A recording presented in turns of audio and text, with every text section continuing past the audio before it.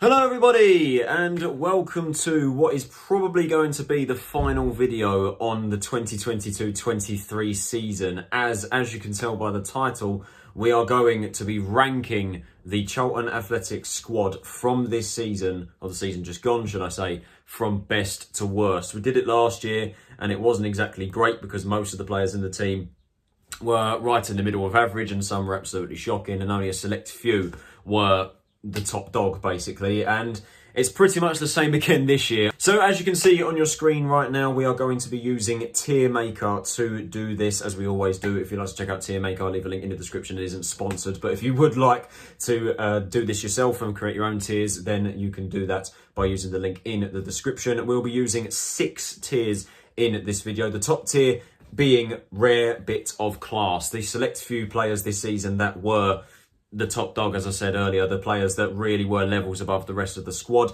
Then we have solid, some decent performers in there this season, players that were decent, shall we say, mid, players that were just pretty bang average, to be honest with you, and the epitome of a team that finished 10th place in League One this season and finishing in the middle of the pack for a second season running. Then we have... Where the fuck is he?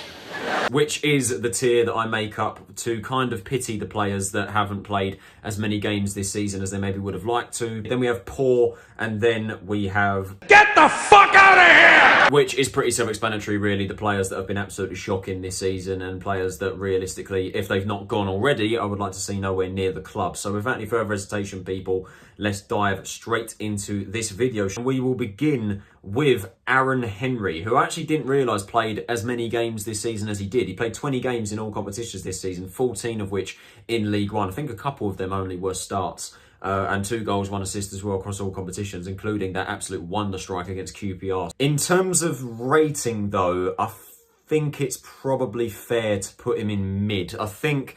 I do see a player in Henry still. He's got a great strike on him. His passing can be decent. Although I will say the reason why he is in mid is because you can see, or I have seen this season, a lot of inexperience, and you can see that, which I suppose comes naturally because this is the most amount of games that he's got in League One and for the first team this season or in his entire Charlton career.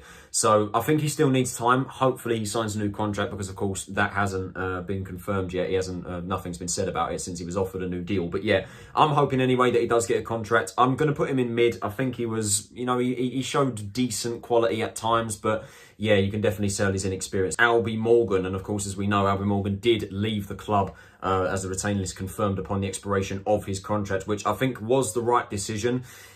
I think I'm going to rate him on the same level as Aaron Henry, though. Could be tempted to say, do you know what, I am actually going to alter this a little bit and put him ahead of Henry in terms of him having a better season, because realistically he has, you know, he's got, what is it, 3 goals and 7 assists. While statistically he has had a better season than the previous year, it's still very much the same, you know, still those inconsistent performances. I've loved seeing him play over the years and breaking into the first team and getting games that I think he has deserved. Unfortunately, the last 2 seasons have just not been good enough, and I don't think he's really warranted, certainly not warranted wearing the number 10. And again, like I said, this season, while statistically he has been better, there's been that inconsistency. In terms of this season, I'm going to rank him on the same level as Aaron Henry, just ahead of him though, because realistically he has had a better season than Henry. He's played more games, more goal contributions, but still that inconsistency has let him down, and it's let him down for far too long, and unfortunately that has brought an end to his Charlton career. Next up, we have our Australian shot stopper, Ashley Maynard-Brewer. This of course being the first season where he has properly been involved in the first team. Maynard-Brewer then became the #1 goalkeeper under Dean Holden, and yeah, we'll just get straight into it. I think he was solid. I think a solid season for Maynard-Brewer personally. I think he has been prone to a couple of mistakes this season, but I think that comes naturally. You know, this is, like I said, it's his first proper taste of league football, first proper taste of proper football this season for Charlton anyway. And yeah, I think he's done very well. I think he's pulled off some brilliant saves. I would probably say most of the goals he has conceded while he's been in between the sticks have been as a result of the poor defence in front of him. But as I said, he has made a couple of mistakes this season. You know, I think he's a bit nervy coming for crosses, especially. He's got to work that out. But nevertheless, I think a solid season. I think he's done very well, and I'm looking forward to seeing the competition in between the sticks next season. And Charles Claydon is going to go in... Where the fuck is he? He played 8 games at the start of the season under Bengana. As we know, he played in the left-back position most of the time due to the fact of us not having a left-back. And it did frustrate me because, well, not because of him, but because he was being played out of position, because I've said it many times across this channel this season. He isn't a left-back, and I felt that a couple of times he was exposed for his defensive inability, shall we say, but he's not a defender. He isn't a defender. It's as simple as that. But yeah, I think he showed, again, similar to Aaron Henry, really decent pieces of quality here and there, but you could still see some inexperience, and ultimately he has now left the club and gone to Wealdstone, which I think was the right decision because he does need to get regular minutes under his belt. Next up, we have Charlie Kirk, the winger who joined us from Crewe 2 years ago on a 4-year contract, and he has spent a year of those 2 years away from the club on loan. It's such an annoying topic, Charlie Kirk. It's so annoying because, like, some people still hold out hope that there is a player there, but I do think this season, if he is to stay at Charlton, this is his last chance to really prove himself in the Charlton shirt, because we still haven't seen the player that we saw when he was at Crewe. This season has been a lot better than the previous year. We will admit that. It's been a lot better. 21 games, 3 goals, 4 assists, finally finding the back of the net, but still not consistent enough. And in terms of performances as well, it's just, I don't know, he just goes missing in certain games. And honestly, I still haven't seen anything to say that he is, like, well, value for money for a start, or the player that we know he is from his time at Crewe. In terms of the rating for the tier list, he is going to go in mid. I'm going to put him in the middle of the pack. I don't know, I think Paul would be a bit harsh for him. The same with Albie Morgan, really. But yeah, I'm going to put him there. He had a better season than Henry. I think I'm going to keep Morgan ahead of him now. And then from one frustrating player to another, Chuck Sanike, the player who just simply cannot stay fit. And it's not just from this season, his entire Charlton career. He just hasn't been able to stay fit. I actually didn't realise he played 13 games in League One this season. I actually thought it was a lot less than that. But it's just so infuriating because I know how good of a player he can be. He just never stays fit. He's so impactful off the bench. He is a menace for defenders. Defenders can't get near him. He likes to hold the ball up, bring people into play. He's got power. He's got, well, a little bit of speed about him, I suppose. He's dangerous in the air, and he is a clinical finisher at this level. We know that. He just cannot stay fit, and he cannot get off the operating table, and he cannot get out of the gym, you know, trying to get himself back up to pace again. It's so frustrating, and I don't really know where to put him on this list, like, because he hasn't been poor. Probably mid would be fair, but I think I'm going to chuck him here, though, alongside Charles Claydon in... Where the fuck is he? Purely because of the amount of injuries that he's sustained this season. I think I have to put him there. I do feel bad for him. I do feel bad for Chucks because he's just not able to stay fit. And we know he is a very good player at this level, but unfortunately, he just can't catch a break. And I'm probably going to do the same as well for our summer signing, Conor McGrandle. So he's going to go in... Where the fuck is he? Oh, not this again! Had a great loan spell in the second half of the season at Cambridge, and hopefully he can come back to the club and he can continue those performances and continue that momentum on with us, because I think if he does do that, we have got a decent player in the middle of the pitch, because there's no doubt he is a good player. We've seen it at Lincoln, but this season, I mean, first of all, injuries haven't helped him. I will play that card. I don't like playing it, but he has struggled massively with injuries. But then again, in the games that he has played and in the opportunities he has been given, he has been poor, which is the reason why you can make the case to put him down here. But I'm going to leave him here. I think it's probably the fairest way to do it, because ultimately he just hasn't played many games for us this season anyway. It's been a torrid time for him. Corey Blackett-Taylor is an interesting one, I will admit, because he has come off the back of his best goal-scoring season to date. What is it? 8 goals and 3 assists, I want to say. His best goal-scoring season to date. But in terms of performances, there was inconsistency. There was that inconsistency this season. It's definitely one of the top 2. He's definitely in one of the top 2. That's without question. It's just whether you put him in solid or whether you put him the rare bit of class. Because I think I'm going to be slightly harsh here. I think that bit of inconsistency knocks him down a bit and he ends up in solid. But his best goal scoring season to date, when he turns up on his day, he is a very, very threatening player and a very, very important player for us going into next season as well, and in this season and even the season before that. He loves to turn the burners on, you know, he likes to take players on, likes to use his pace. Because of the inconsistencies with performances, I've put him in solid. Won't waste much time with these next 2, to be honest with you, Craig McGillivray and Daniel Carnu. Where the fuck is he? Stop it. No. For the same reason as everybody else in this category, really, because they haven't played enough games. If the category wasn't there, Craig McGillivray would probably be in poor, but ultimately he hasn't played enough games this season. I think he only played 4 games in League One this season compared to the previous season where he was our #1 by a country mile, kept 16 clean sheets. But yeah, he only came in, I think, due to Wallacott being on international duty or him being injured. He played a couple of games until Maynard Brewer got back up to full fitness. But yeah, McGillivray was poor this season. He wasn't great. Made a lot of mistakes and was very shaky in between the sticks. Daniel Kanu, if the category wasn't there, would probably go mid. I'm actually going to put him above. If I move it accordingly, I'm going to put him above McGrandles and Claydon. But yeah, again, probably similar to Henry, his first proper taste of regular football this season. When I say regular, he only come off the bench 10 times in League One this season. I think he actually started one of them and got that. Oh yeah, he got that assist to get for a Leeburn against Peterborough. That great cross, fantastic cross. But yeah, Kanu's still young, 18 years of age, still got a lot to prove. Don't know what role he's going to play next season. Deji Alaraway won't be included in this tier list. I forgot to mention that. I do apologise. But yeah, there are some players, as you can see below here, that won't be included. Nathan Harness is another one as well that won't be included purely because they haven't played any games in League One whatsoever.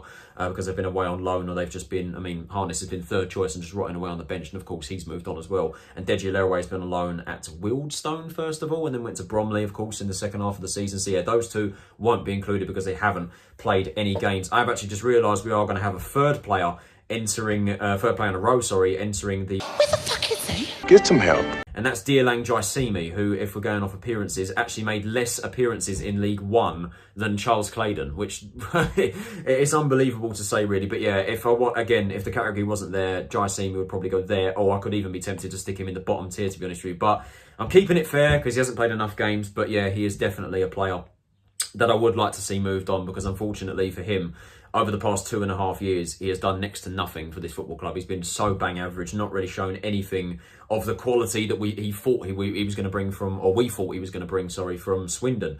And yeah, he's gone out on loan in the second half of the season to Wimbledon, has played a couple of games as far as I'm aware, hasn't done brilliantly well in terms of statistics. And yeah, he is a player I would like to see moved on. It's quite funny that most of the players on this list so far have either just been non-existent through injury, have not played any games this season, or have actually left the club. And we've got another one who left the club halfway through the season, in fact, 6 months after joining us. And that is Owen O'Connell, the Irish centre-back who we signed from Rochdale and subsequently sold in January to Wrexham. Obviously, the Deadpool money, the Ryan Reynolds and Rob McElhenney money, why wouldn't you turn that down realistically? But yeah, I think I would probably go as... this is going to be very controversial, but I'd go as far as saying O'Connell, based off every single centre-back that we've had this season. I guess you could throw Lucas Ness in the conversation as well.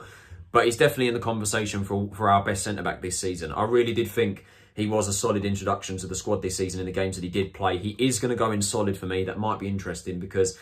He did have a shaky start, I will admit that. He wasn't exactly great in the first few games of the season, but he definitely turned it around and he was, I think, a solid introduction to the defensive line over the course of the first half of the season under Ben Garner. And it was really bizarre to see him not get selected over Ryan Innes, and that was the reason why we got rid of him or decided to offload him, because he wasn't getting games when he should have been. He should have been, because he was, in my opinion, alongside Lucas Ness, our best centre-back this season. Pretty simple, this next one. Gavin Kilkenny on loan from Bournemouth, goes straight in. Where the fuck is he? Piss off.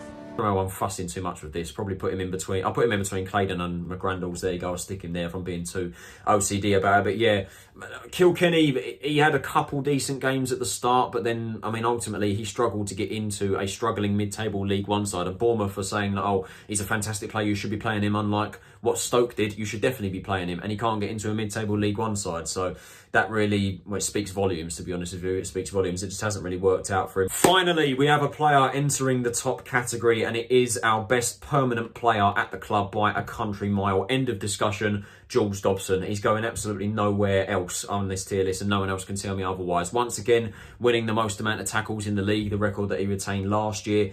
Fantastic engine in the middle of the pitch, rightly so, the captain as well, a leader in the middle of that park.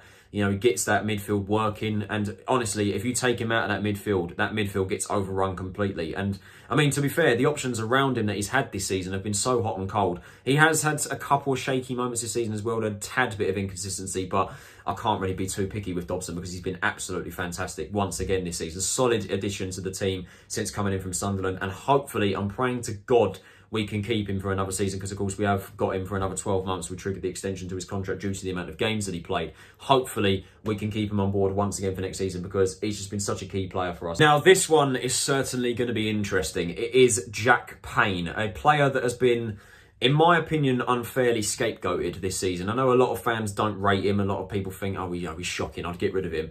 Personally, I don't know where I'll put him, though, because it's either... This could be...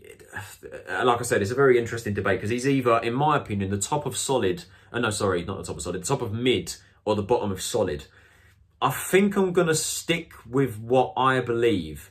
And I do think... I genuinely... Again, it's very controversial, but I do genuinely believe Payne has been a solid player for us this season. I think he's a very useful player to have off the bench. More times than none, he's come off the bench and made an impact. He runs about, he puts the effort in, he gets on the pitch and he likes to make things happen. He looks to have a shot, quite deadly in the air for someone of his size as well. He scored a couple of headers this season, and yeah, personally, I think he's a useful player to have. It may well be controversial. I can definitely make a case of putting him at the top of there, which was I was considering on top of mid. It won't let me do it, but yeah, anyway.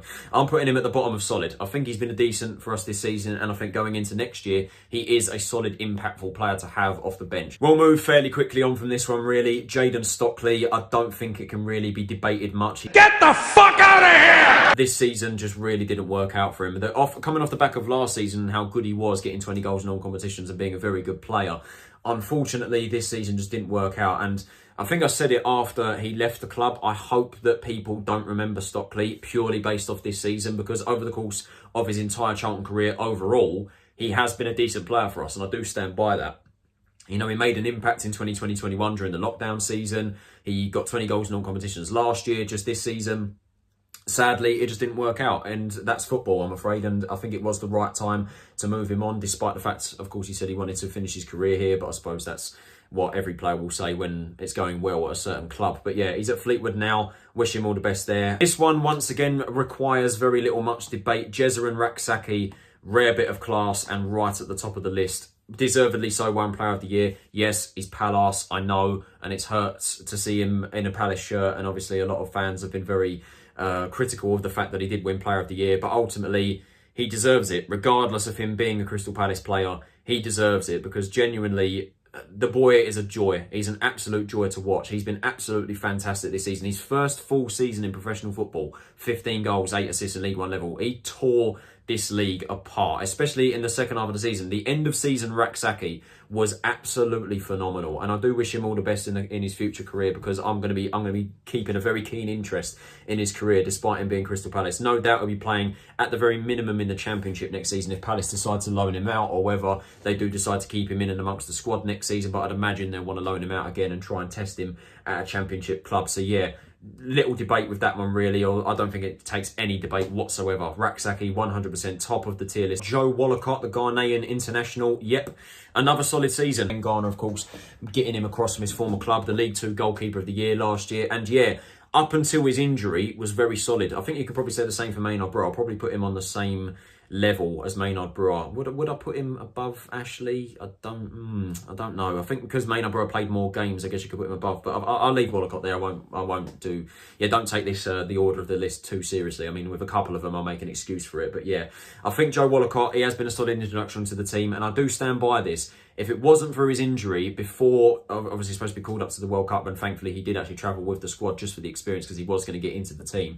I think that was pretty much confirmed. Had he not been injured, he would still be #1 goalkeeper, and he would still, I think, be untouchable. And we're not untouchable. Maybe what Maynard Brewer would have got a couple minutes ahead of him. But yeah, I think the same with Maynard Brewer, really. Prone to a couple of mistakes, but I think I credit most of the goals that he conceded to the poor defence in front of him. But yeah, very solid, made some very good saves, and I think it's going to be a very interesting season next year to what Holden decides to do between the two keepers. And I think I can say the same for centre-back Lucas Ness, who certainly goes amongst the top of the solid tier for me. The fact that he was playing in the first half of the season on loan in non-league for Torquay United is ridiculous. Very solid this season. The fact he's just come into the team out of nowhere and putting the performances that he has done is admirable. Unfortunately, he suffered the injury around February, March time and was out for the rest of the season. So hopefully he can get himself back up to full fitness, because I think he's got a big season ahead of him, and I think a decent career ahead of him as well, because he's still only young. What is he, 19, 20 maybe? For some reason, this player's face has been taken out of the picture. I don't know why it's rendered this way, but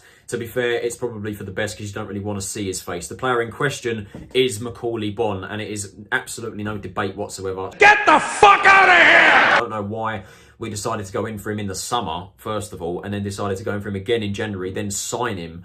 I genuinely do think he spent more times offside this season than he did to take shots on target. He got 2 goals, which were very lucky. One of them was a tap-in from an Aaron Henry shot against Shrewsbury. The other one was, again, another tap-in. I think it was either against Burton or Port Vale. I don't know. I think it was Burton. But yeah, just absolutely shocking. I don't even want to give him the light of day anymore, really. I don't even want to talk about him. I hope to God this is the last time I talk about him on this channel, because he has absolutely disgraced this club with his performances and his social media antics, which I won't go into because I've discussed it enough. Mandela Egbo is a very weird one to rank again, because he hasn't played as many games as he would have liked to. He's only played 15 games this season. That being said, he has been solid. I think he has been decent in the games he has played. A couple of shaky moments here and there, but I do think he has been a solid introduction to the team. It's just a shame that he has struggled with injuries. And I do think next season, if he can keep himself fully fit, he will be solid. He gets the ball down the wing, he gets balls into the box, he pushes forward, he looks to have a shot. He can be very dangerous in attacking positions, and he's got the pace to track back and put in crunching challenges, as I said. I don't really know where to rank him, though, because I'm not going to put him in here because he's played more games than Anike and played 1 more game than Aaron Henry. He hasn't been mid, though. That's the thing. He has been solid, but I don't know whether appearances is going to knock him down a bit. Do you know what, sod it? I'm going to put him in solid. I think he's... Where do I put him if I'm being a bit OCD? I'll probably put him above... I'll probably put him... I don't know. I'm going to put him there. I'm going to put him at the bottom. I'm going to put him at the bottom because I'm a bit undecided. But he is going in the solid tier because I think he has been a solid player. It's just a shame with the fact that he struggled with injuries. We'll move on fairly quickly with this one, shall we? Matt Penny. Where the fuck is he? Oh, for fuck's sake! What was it, 3 games or maybe a bit more than that? I have no idea. And even then, in the games that he did play, it was absolutely shocking. If this tier wasn't here, I'd probably put him there, to be honest with you, and get the fuck out of here. But yeah, just, I don't know, man. It speaks volumes for the fact that he was Motherwell's best player in the first half of the season. Then he comes to League One and then puts in an absolute shocker at Charlton. Dare I say this next one is going to be even more controversial than Jack Payne. Michael Hector, the centre-back that joined us in January on a 6-month contract. Of course, we have offered him a new deal going into the summer, which I have said multiple times, I would give him a new deal and hopefully he does sign it, although I would like to think it's unlikely because I think Championship teams will be interested in him because on paper or realistically, Hector should be playing in the Championship. But I'm going to stand by this. I've stood by it all the way through. I'm putting him in mid. I'd probably put him above, well, realistically, I'm putting him above all of these and I'm putting him at the top of mid. But I just don't think he's been as good as people make him out to be. I saw some people on social media saying he's the best centre-back we've had since Patrick Bauer. Like, really? Like, he's been prone, in my opinion, to a few mistakes. He is no nonsense. You know, I do like the fact he just gets the ball and just punts it up the pitch and just gets rid of it. But he has been prone to mistakes. And personally, I haven't liked him as much. I don't think he's been dreadful. Like, I'm not that stupid. I don't think he's been anywhere near this sort of level or anywhere there. But yeah, I just don't think he's been as good as people make him out to be. I think he's been average, to be honest with you. But I do think with a full pre-season under his belt, if he does sign the contract, of course, he will be a solid player for us. Following in his dad's footsteps, the superstar Miles Leaburn, absolutely 100% goes straight into rare bit of class. He has been, like Raksaki, a joy to watch, and I probably am going to put him above Dobson probably this season, purely because of the fact that it's his first proper taste of professional football, and he's come in and done the job that he has done this season. What was it? 13 goals in all competitions this season, maybe a bit more, maybe 14. Was it 13 in League One? I'm not sure, but he has had a fantastic season. I'm just praying we can keep hold of him for as long as physically possible. There will no doubt be interest from, I'm suspecting, Championship or even Premier League clubs will be looking to snap him up, very much like what happened to Mason Burstow last season. But Leaburn, I mean, he's proved, based off this season, his levels above Burstow, and he's been absolutely fantastic to watch this season. Like I said, following in his dad's footsteps, the fact that he's had the season that he has had in his first professional season, the same with Raksaki, has been phenomenal. And like I said, hopefully we can keep hold of him. Nathan Harness obviously won't be included because he hasn't played any games this season. Richard Chin probably would have to go. Where the fuck is he? I'm gonna step on your big toe and smack your elbows, motherfucker. own inexperience, and I think a lot of people don't really know what position Richard Chin actually plays. We don't really know his natural position. I think it is fullback, just not on the left side. He has put in some solid performances this season, though. I think a lot of people have scapegoated him unfairly, and you can't really be too critical with the academy players because they are, they're still young and they shouldn't really be involved in the first team that much. But ultimately, Chin, in my opinion, has played some decent games this season, and if this tier wasn't here, I'd probably put him mid, which might be controversial, but a lot of people, I know a lot of people don't rate him that highly, but yeah, I think that's a bit harsh, personally. I think Ryan Innes. Here we go. This was the one I was dreading, really, because genuinely, I don't really. Well, I do know where I'm going to put him, but it took much debate because he's going here. He's going to be the first player that's going to enter the poor category because it's just been. The only reason is just because it's been so frustrating watching him try and defend for the past 3 years, because I know on his day he can be a solid defender at this level, but we just haven't seen it. This season, the fact he's been red carded as many times as he has is ridiculous. It just shows, I don't know, like head loss, attitude, don't know what it is. It just goes into aggressive and he can't keep his head screwed on. He can be dominant in the air, he can put in some solid defensive challenges, but he just either doesn't stay fit or he's a defensive liability. And for that reason alone, or for those reasons alone, should I say, he's going in poor. And I think rightly so. He has been moved on. He has been moved on from the club, and I think it was the right time. This may also be interesting, but the poor category is going to be the destination for Sam Lavelle as well, which is such a decline from the previous season, because I genuinely did hail him as our best centre-back last season. And this season, it's just completely fallen apart for him. It probably would be fair to stick him in this tier here because he realistically hasn't played as many games as he probably would have liked to, but he just has been poor. As a matter of fact, I'm going to find out. How many games has he played? Okay, yeah, he's played 19 games in all competitions, which I think is enough to warrant not putting him here. But yeah, I'm going to put him in poor. He has put in some solid performances, particularly in the Carabao Cup against Brighton and Manchester United, and a couple of decent games at League One level. But ultimately, it's just been a nightmare season for him. He struggled with injury a couple of times and obviously went out to Burton on loan where he struggled there as well. He only played twice. I think he ended up getting himself injured and went straight back to Charlton due to the injury. But yeah, Lavelle, just a big collapse from the previous season really in terms of performance. And yeah, with 12 months left on his contract, would definitely be looking to move him on. And Scott Fraser, very similarly to Corey Blackett-Taylor, showed his inconsistency this season. But I think purely because of his statistics, 9 goals and 5 assists, he has to go in solid, but I'm not putting him above Blackett-Taylor. I'm not putting him above Ness. I probably won't even put him above the 2 keepers either. That might be controversial, but yeah, he is going to go in solid purely because of the goals that he has scored. 9 goals, 5 assists. Finally getting the best out of Fraser like we didn't see. Well, to be fair, he's only been here a year and a half, hasn't he? I was about to be, that would be quite harsh to say, but yeah. We just didn't really see it, to be fair, in the second half of last season. I know he obviously came in and struggled with COVID and injury and that, but he was poor. We didn't really see much from him. But this season, I think we have. I think we've got the best out of him in a couple of games when he's played in that advanced role. And even when he played as the 6 under Ben Garner for a couple of games, I think he was quite solid in those sort of areas in a couple of games. But he has gone missing. He has been very hot and cold this season. But I think in terms of his statistics, it wouldn't make sense for a 9-goal, 5-assist player to be in mid, to be fair. So I am going to put him there. I think he has been decent again on occasion, like Blackett-Taylor, but I do want to see more from him. I feel like this tier list is just going to be full of controversial takes, and we're going to have another one here, Sean Clare. Once again, I think unfairly scapegoated. I do think, again, I know he has made mistakes. Defensively, he's been caught out a couple of times and he's been inconsistent. But I still think he's been one of our better players this season, and he is going in solid for me. I'm putting him above Egbo, above Payne, above O'Connell, personally above Fraser. I don't know if I'll put him above the 2 keepers, though. I'll probably put him there, yeah, somewhere around the middle of the pack. But yeah, I think he has been decent. I think he has been solid, and I think his versatility is something that we're going to miss next season. I still don't know why we've got rid of him, to be honest with you. I really don't understand it. I think he has been, he's been a solid servant for the past 2 years, and obviously one of the memories from this season, particularly the goal we scored against Plymouth, an absolute unbelievable strike off the post and in, a brilliant goal. Definitely contender for goal of the season. But yeah, Clare, in my opinion, I think he was solid. I think he was solid, playing in the right-back position, which a lot of people didn't really like him playing in. I would have liked to see him play in the middle of the pitch. Obviously, the previous managers that have been in charge have not liked him in that position. I haven't preferred him in that position, which I suppose is fair enough. But, he has been solid. I think he has been solid, in my opinion, and I think he's going to be a great miss. Steven Sessegnon, and this may be interesting, but I'm putting him in top tier. I'm putting him in rare bit of class. I do genuinely think he's been that good. I think he's been a really solid introduction to the team. Could definitely put in a case of him being top of solid. He's definitely top 2 categories. But for me, I do genuinely believe he's been that good. He's been a really, really solid introduction to the team this season. Obviously, I know it's a shame he's on loan, and I don't know. I still don't know whether he's out of contract at Fulham or not. I have no idea whether he is. I suppose we'll find out soon. I don't know whether Fulham have released their retain list or not. I'll probably say there. I don't know. I need to have a look at that. But yeah, Sessegnon for me, I think he's been really solid. You know, he gets forward really well, or got forward really well with the wingers. You know, he linked up well with the overlap.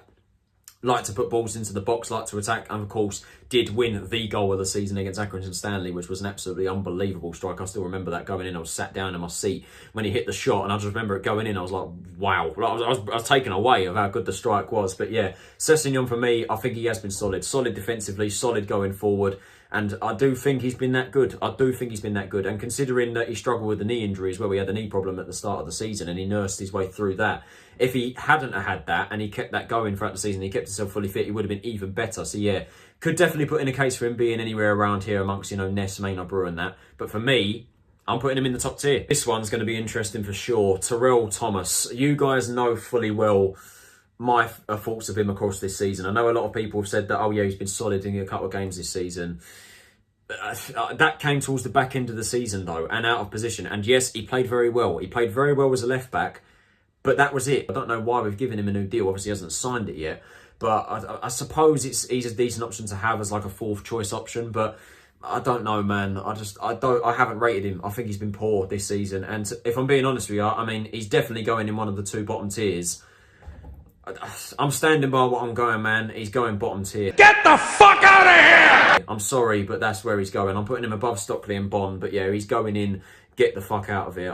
I haven't rated him this season. He's just been poor. I'm sorry. If I was to sum up the where the fuck is he tier with a player, it would 100% be Todd Kane, who has played only 2 games this season, I think it was. One 45-minute game against Barnsley where he got injured, and the second one where he come off the bench against Burton or Port Vale for about 10 minutes. Yeah, I think he is the epitome of this tier for sure. Tyrese Campbell is another interesting one because he definitely has played enough games to warrant him being in the top 3 categories for sure.